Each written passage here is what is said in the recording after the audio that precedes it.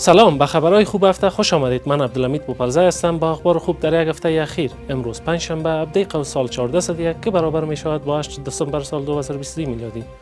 مسئولان اتاق تجارت و گمرک اندخوی می گویند برای نخستین بار امروز اموال تجارتی با وسایط دریوران افغانی از طریق بندر تجارتی آقینه به مقصد ترکیه صادر گردیده است. دیدار مولوی محمد یعقوب مجاهد با حاکم دبی.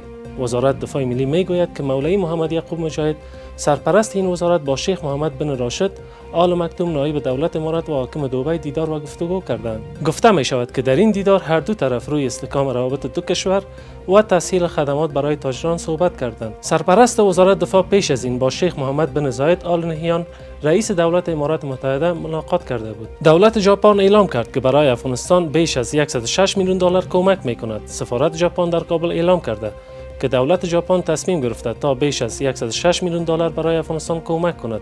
در اعلامیه این سفارت که روز سه شنبه 15 قوس منتشر شده آمده که این پول برای اجرای پروژه های بشردوستانه و برآورده شدن نیازهای اولیه بشری در افغانستان به مصرف خواهد رسید. مرکز رسانه های امارات اسلامی افغانستان خبر داده است که قرارداد حفظ و انتقالات خط آهن ایرتان مزار شریف میان اداره ملی خط آهن و یک شرکت قزاقستانی به امضا رسیده است.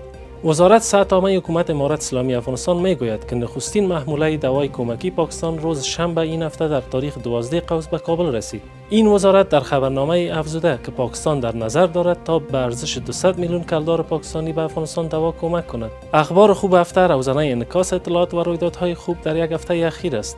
همکاران ما در یقین تلاش می‌کنند تا مسیر تازه اطلاعات را از این طریق به شما فراهم کنند. در صفحات مجازی دنبال کننده ما باشید تا هفته بعد و اخبار خوب دیگر. بدرود.